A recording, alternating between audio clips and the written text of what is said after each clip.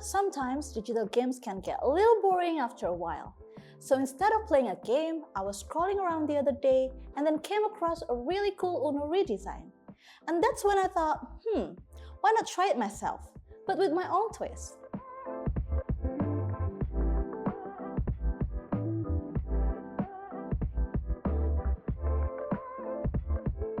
Hi everyone, I'm Dian. Welcome back to Dian Studios YouTube channel. If you're new here, this is where we mix type and play with design to create fun projects that push your creativity. So, instead of classic Uno look, we're going to rebrand Uno playing cards using a retro style. Think bold solid colors, retro typography, and a whole lot of vibrant personality. But first, let's go get some inspiration. Whenever I start a project like this, I like to hunt for visual references. So, let's head to Pinterest. First, we start by searching with the keyword redesign Uno. Here we can see a lot of redesign references for the game. Well, we now need to choose the reference that matches well with our previously chosen concept, which is retro style with a playful vibe. So we won't be imitating, alright? We take inspiration from this to build the new identity in our own version. To complement the vibrant retro vibe, we will be using bright colors like red, electric blue, bright yellow, and solid green. These colors relate a lot with the retro era as they give a sense of bravery and energy. This part is crucial for us to maintain the eye-catching look of the cards when they are being played. Next, we add the keyword retro illustration. The purpose is to combine the retro illustration to our Uno design. If we pay attention to the details, we can see that the retro illustration often shows characters with expressive faces, adding the hands and legs, and voila! They will look lively and playful. We aim to adapt this kind of look to make our retro version of Uno have a stronger visual storytelling. Alright, after we gather all the design references, the next step is to choose the right font. If you go to the website dianstudio.com, there are many font options with interesting retro styles. Well, for this Uno redesign project, we chose a font called Gambi. This font felt right from the start because it has a playful retro vibe. Gambi has the characteristics of a bold modern retro display. From the preview we saw, it was clear that this font was designed specifically for retro visual needs. So when we apply it to Uno cards, the look is not only unique but also brings nostalgia while still feeling modern. Now we put all the references in a mood board. From here, we are able to see more clearly the design direction we want to achieve. For keywords, we choose playful, retro, and groovy. Playful means the design should feel cheerful, light, and fun. Retro clearly refers to a vintage feel with colors and illustrations typical of the 1970s and 1980s era. Meanwhile, groovy adds a more dynamic and catchy vibe, as if this design invites people to engage immediately. For the card design, we'll use retro-style illustrations. Usually, these are characters or objects given faces, hands, and feet, making them more expressive and lifelike. Plus some typical retro elements to make the vintage feel even stronger. In terms of color, we're using a brighter palette compared to the classic retro designs. However, the saturation remains low, so the colors aren't overly bright.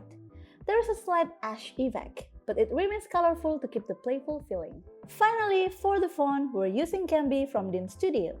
This is a display font with playful, bold, and unique characters. If you look closely, the shape of the legs resembles shoes, a small detail, but it makes this font very suitable for the retro and fun redesign of Uno. After we're finished with our mood board, we now have a clear visual direction. So the next step will be to start drawing in Procreate. We'll make illustration for our retro version of Uno. Now, let's get started on the tutorial. For disclaimer, we've already prepared the rough sketches beforehand to make the process easier. Alright, the first step, we'll add a new layer specifically for thickening the sketch. Remember to lock the sketch layer so we don't make mistakes while drawing on top of it. This basic strategy is quite useful for keeping the process structured. After that, we choose black for the outline. Here, we'll be using a monoline brush with customized stabilization around 6%. Let's zoom in a little so that we could see the details. We'll start by creating a circle in the middle of the flower, to be exact in the face of our daisy character. Next, we draw the petals around the circle. We'll speed up the process because it's a repeating pattern.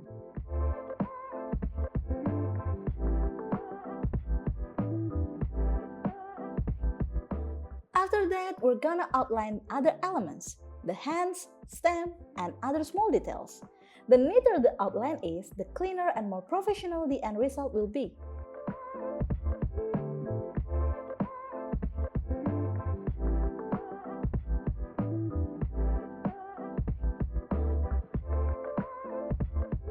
Don't forget to outline the border around the illustration to make the design area more defined.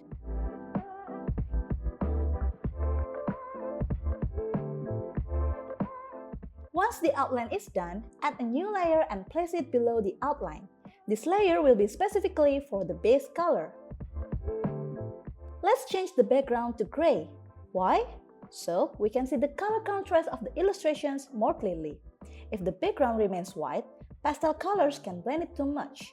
So the gray is a safer option for previews basically. Now we move on to the coloring stage. First, we color the center of our flower with bright yellow using the direct dyeing technique.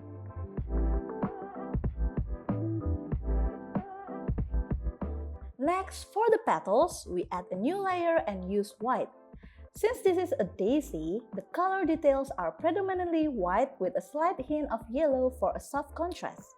Here we can use the technique of creating an outline and then dragging and dropping color into it, and then applying it to all parts of the petals. Also, add white to the eye details to make the expression more lively. For the stem and leaves, we choose fresh green on the bottom layer to make it look natural.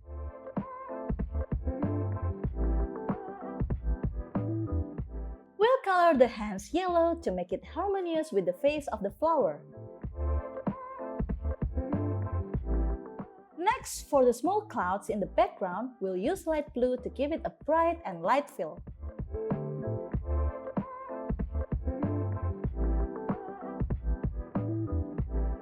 Add the bottommost layer right above the background to fill in the colors of the illustration's interior areas.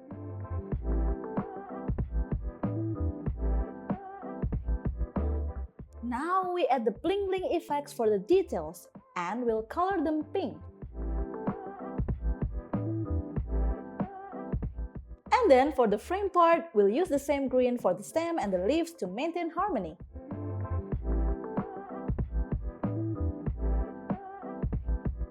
Now let's create a new layer and place it below to make the main background. We'll choose a pastel light green so the retro feel is even softer. And here is a little tip. If you want straight and neat lines, after drawing the line, immediately click on the screen. This is similar to the Shift key trick in Photoshop or Illustrator.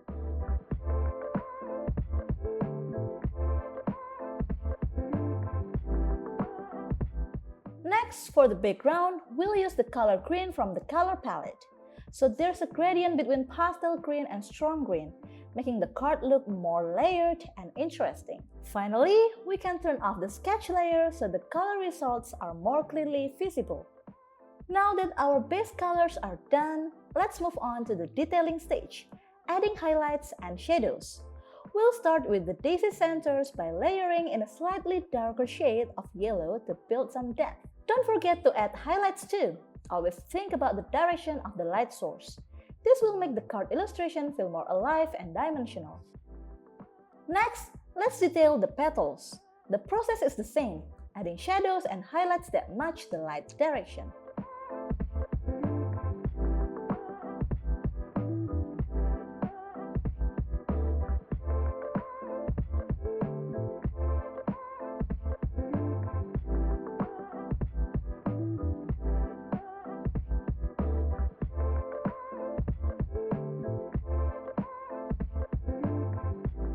Now, let's move on to the leaves. First, activate Alpha Lock. This locks the layer so the brushstrokes stay neatly inside the shape. It's super helpful for clean, structured elements like the ones we're using here, different from organic freehand lines. That's why custom brushes and Alpha Lock are essential tools in this project.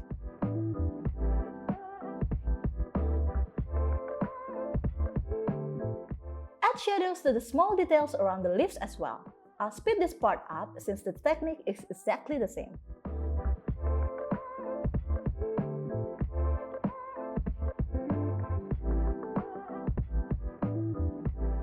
Next, let's turn the sketch layer back on to see the background pattern. We'll trace those lines and fill them with a tone close to our pastel blue background. This subtle detail works as an accent that strengthens the retro feel of our Uno redesign.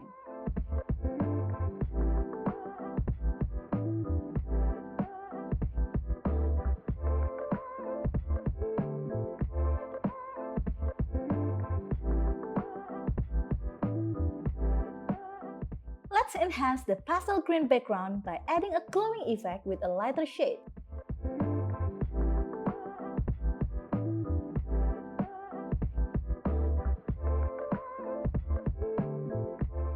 Now on the very back layer, we'll add horizontal strip lines. Simple touches like these add texture and a classic retro character.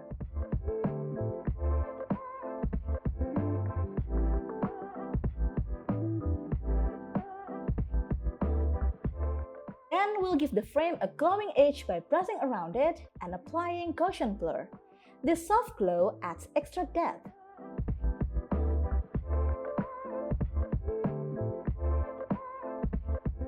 And finally, we'll add simple white sparkles around the illustration. It's a small detail, but it ties everything together.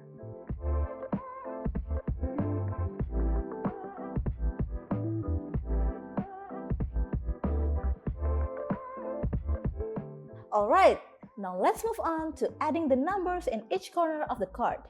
For this, we're going to use the font Gambi, which we prepared earlier.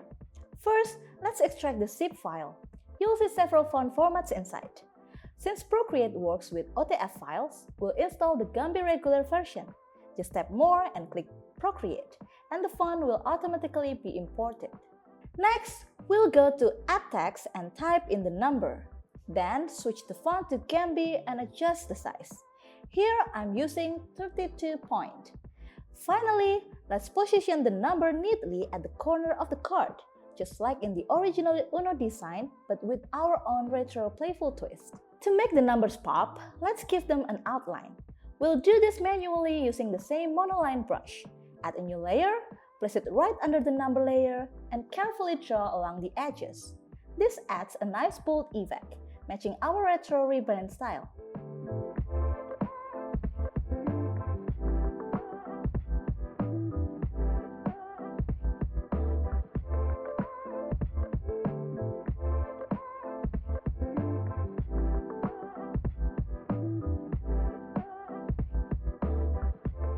Now duplicate that number layer and move it to the other corners. This way, all corners of the card have consistent typography.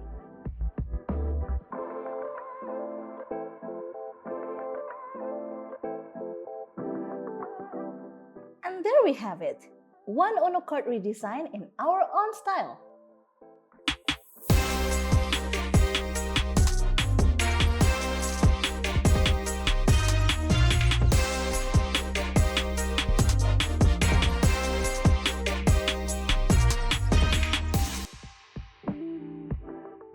And here it is, our retro Uno rebrand. We've taken the classic Uno deck and reimagined it into a playful, nostalgic set with bold retro illustration, funky characters, and vibrant colors that bring that old school energy to life. Now it's your turn.